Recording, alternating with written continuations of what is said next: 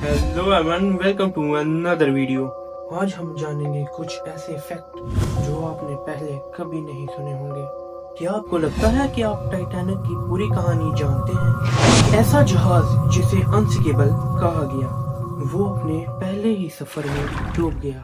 Fact 1, the predict the Titan novel. क्या आप जानते हैं कि इस हादसे की प्रेडिक्शन पहले ही 14 साल पहले एक नोवेल में हो चुकी है। आज की वीडियो में हम टाइटैनिक के ऐसे 5 हैरत अंगेज फैक्ट बताएंगे जो आपने शायद ही पहले सुने हों। टाइटैनिक के डूबने से तकरीबन 14 साल पहले मॉर्गन रॉबर्टसन नामा एक राइटर ने तकरीबन 14 साल पहले एक नोवेल लिखा था जिसका नाम था the rack of the Titan. हैरत की बात यह है कि उस कहानी में भी एक बड़ा जहाज था जो अप्रैल की रात को आइसबर्ग के साथ टकराया और उसमें लाइफ बोट की कमी थी। नोवेल के जहाज का नाम भी टाइटन था। बाइनोकुलर मिसिंग एक छोटी सी गलती। टाइटैनिक के लुकआउट मेंबर के पास उस रात दूरबीन नहीं थी। क्योंकि दूरबीन जिस लॉकर में थी उस लॉकर की चाबी एक ऑफिसर के पास रह गई थी जो कि आखिरी वक्त पर शिप से उतर गया था। अगर दूरबीन होती तो शायद आइसबर्ग वक्त से पहले ही दिख जाता। Fact number 3, the fourth funnel.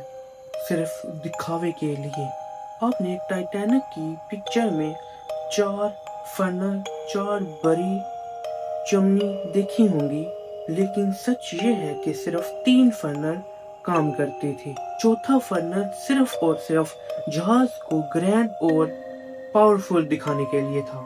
Fact number 4, bacteria eating the rack.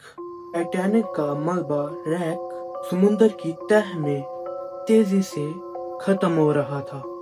एक खास किस्म का बैक्टीरिया जिसे हेलोमोनिक्स टाइटैनिक के कहा जाता था, वो टाइटैनिक के लोहे को खा रहा था।